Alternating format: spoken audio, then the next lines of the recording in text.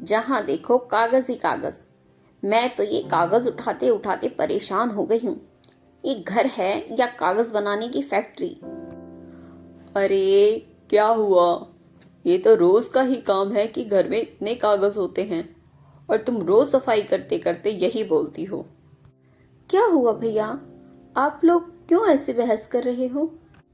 कुछ नहीं, बस तेरी भाभी थोड़ी सी सफाई में थक गई।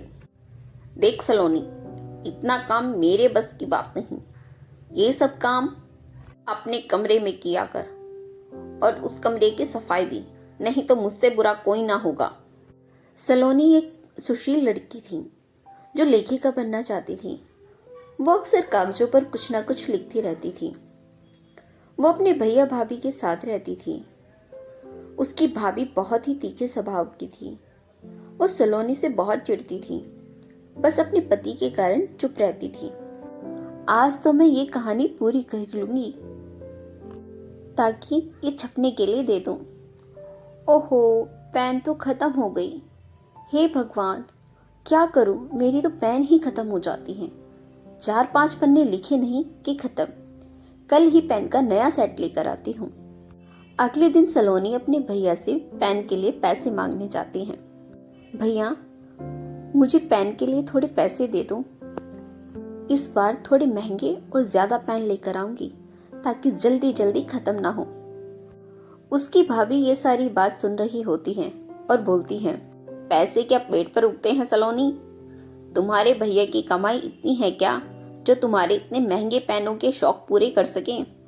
कोई बात नहीं चांदनी, मेरी एक ही तो बहन है। इसके शौक मैं पूरे नहीं करूँगा तो कौन करेगा?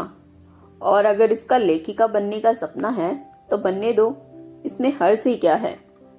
महेश सलोनी को पेन के लिए पैसे दे देता है और सलोनी खुशी खुशी पेन खरीदने के लिए जाती है। वहीं उसकी भाभी मुंह बनाकर रह जाती है। सलोनी बाजार पहुंचती है और स्टेशनरी शॉप वाले से बोलती है, भैया, मुझे अच्छी कंपनी के 50 पेन दे दो। अरे इतने पेन? क्या करेंगे आप इतने पेन का? मुझे कहानी लिखने का बहुत शौक है। मुझे लेखिका बनना है। उसके लिए बहुत लिखना होता है और उसके लिए तो बहुत सारे पेन चाहिए ना। ठीक है, ये लो। सलोनी पेन लेकर घर आ जाती है। घर पर उसकी भाभी सफाई कर रही होती है और सलोनी के भैया घर पर नहीं होते। तब उसकी भाभी गुस्से से उससे कहती है, अरे ओ मैडम, कभी कुछ काम में भी हाथ बटा दिया कर, या बस ये कागज और पेन लेकर बैठ जाना है काम से बचने के लिए? काम चोर कहीं की। सलोनी को अपनी भाभी की ये बातें बहुत बुरी लगती हैं और वो अपनी भाभी से कहती है, भाभी, आप हमेशा मुझसे ऐसे ही क्यों कहती हैं? आप भैया के सामने तो कभी कुछ नहीं कहती और उनके पीछे आप मुझसे इतना गंदा व्यवहार करती हैं। मैं हमेशा आपके इस व्यवहार को भैया से छुपाती हूँ। इस तरह से दोनों की बहस शुरू हो जाती है। पता नहीं भाभी को मुझसे क्या परेशानी है। कोई बात नहीं, जैसी भी है भाभी है। मुझे अपनी कहानी पूरी कर लेनी चाहिए अब। कुछ समय बाद सलोनी अपनी कहानी पूरी कर लेती है और उसे पब्लिश कराने के लिए जाती है। क्या बात है मैडम? मुझे अपनी कहानी छपवानी है। मुझे एक बहुत बड़ी लेखिका बनना है। ठीक है। सलोनी की कहानी की किताब छपकर आ जाती है। सब लोग उसकी लिखी कहानियां खूब पसंद करते हैं। धीरे धीरे सलोनी की पहचान एक लेखिका के तौर पर होनी शुरू हो गई थी। भैया, मैं एक लेखिका बन गई। मैं बहुत खुश हूँ, बहुत ही खुश। ये तो अभी शुरुआत है। अब मैं और बड़ी लेखिका बनूंगी, बहुत ही बड़ी। सलोनी की कामयाबी देख उसकी भाभी बहुत झल्ला जाती हैं और वो जब सलोनी घर पर नहीं होती तो उसके सारे पेन घर के बाहर कचरे में फेंक देती हैं। बड़ी फेमस हो रही है ना लेखिका जी। अब जब ये पेन ही ना होंगे तो कैसे लेखिका जी अपने लेख लिखेंगी? और आगे जो भी पेन लेकर आएगी वो भी ऐसे ही कचरे के डब्बे में जाएंगे। कुछ समय बाद सलोनी को एक महान व्यक्ति की कहानी लिखनी थी।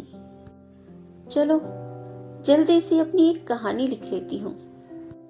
अरे मेरे पेन, अरे यहाँ तो एक भी पेन नहीं है। भाभी, क्या आपने मेरे पेन देखे हैं? मुझे क्या पता कहाँ है तुम्हारे पेन, यहीं कहीं होंगे, देख लो। अपनी भाभी के हाव भाव देखकर उसे उन पर थोड़ा शक होता है, लेकिन वो कुछ नहीं कहती और पेन ढूंढने लगती हैं। लेकिन उसे पेन कहीं नहीं मिलते। फिर वो और पेन खरीदने के लिए दुकान पर जाती हैं। तब वो देखती है कि सारे पेन कचरे के डब्बे में पड़े हैं। उसे पूरा यकीन हो जाता है कि उसकी भाभी ने ही सारे पेन कचरे में फेंके हैं। वो बहुत उदास हो जाती हैं और चलते चलते एक मंदिर के पास जाकर बैठ जाती हैं। बैठे बैठे उसे काफी देर हो चुकी थी, अंधेरा हो चुका था, तो वो वहां से उठकर चलने लगती हैं। वहां देखती है कि एक बड़ा सुंदर और चमकदार पेन पड़ा हुआ था। वाह, कितना सुंदर पेन है, ये किसका हो सकता है? वो वहां सबसे पूछती है, पर सब मना कर देते हैं। वो पेन वहां किसी का नहीं था। ये तो यहाँ किसी का भी नहीं है। चलो, इसे मैं अपने साथ घर ले जाती हूँ। सलोनी पेन को घर ले आती हैं और वो अपनी भाभी के व्यवहार और अपनी कहानी ना लिख पाने के कारण दुखी थी। और ये सोचते सोचते वो लेट जाती हैं कि कल से वो अपनी कहानी लिखना शुरू करेगी, और सो जाती है। अगले दिन जब वो उठकर देखती है, कहानी लिखने के लिए बैठती है, तो सारे पन्ने लिखावट से भरे थे। जब वो उस लिखावट को पढ़ना शुरू करती है तो उसे अपनी आंखों पर विश्वास नहीं होता। उन पन्नों पर वही कहानी लिखी थी जिसके बारे में उसने सोचा था। अरे, ये तो मैंने रात सोचा था कि इस कहानी को सुबह लिखूंगी, पर मुझसे पहले इसे किसने लिख दिया? पास में वही पेन चमक रहा था जो वो कल मंदिर से लेकर आई थी। वो उसे गौर से देखती है और सोचती है, क्या इस पेन में? नहीं, ऐसा कैसे हो सकता है? भला किसी की मदद के ये पेन कैसे चल सकता है? सलोनी ने कल से कुछ नहीं खाया था। वो पेन को हाथों में लिए लिए खाने के बारे में सोच रही थी कि तभी सामने मेज पर खाना आ जाता है। सलोनी फिर से हैरान थी, लेकिन अब उसे यकीन हो गया था कि ये पेन जादुई है। वो बहुत खुश होती है। अब वह विचार करती है कि उसकी कहानियों के संग्रह की एक किताब छपे, और उसके सोचते ही वो पेन से लिखने बैठ जाती हैं। उस पेन से उसके हाथ इतनी तेजी से चल रहे थे मानो हवा में हों। उसका कहानियों का संग्रह मानो जादू की तरह कुछ ही घंटों में तैयार हो जाता है। ये मेरा कहानियों का संग्रह पूरा हो गया। ये सब कुछ होते उसकी भाभी ने देख लिया था। उसने फिर से उससे बदला लेने की सोची। जब सलोनी अपनी कहानियों का संग्रह पब्लिश कराने गई, तब उसकी भाभी उस पेन को चुराने के लिए जाती हैं, लेकिन उसे बहुत जोर का झटका लगता है। जैसे ही वो उस पेन को हाथ लगाती हैं, वो उस पेन को बार बार हाथ लगाने का प्रयास करती है, लेकिन उसे जैसे किसी सांप ने काट लिया हो, इस तरह से बार बार झटका लगता है। उसकी भाभी की हालत खराब हो चुकी होती है। तब तक सुहानी भी घर वापस आ जाती हैं। भाभी, ये क्या हुआ आपको? चलो, मैं आपको अस्पताल ले चलती हूँ। तब तक सलोनी के भैया आ जाते हैं और ये सब नज़ारा देखकर उन दोनों से पूछते हैं, ये सब क्या हो रहा है? सलोनी और चांदनी, क्या हुआ तुम्हें? चांदनी अपनी गलती पर पछताते हुए सलोनी से चिढ़ने और जादुई पेन को चुराने तक की सारी बात बताती है। जादुई पेन? ये कहाँ से आया?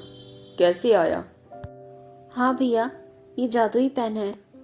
और वो उन्हें सारी बात बताती हैं और अपनी भाभी को माफ करते हुए कहती हैं, मुझे आपसे कोई शिकायत नहीं भाभी, बस थोड़ा दुख होता था आपके व्यवहार से, पर अब सब ठीक है।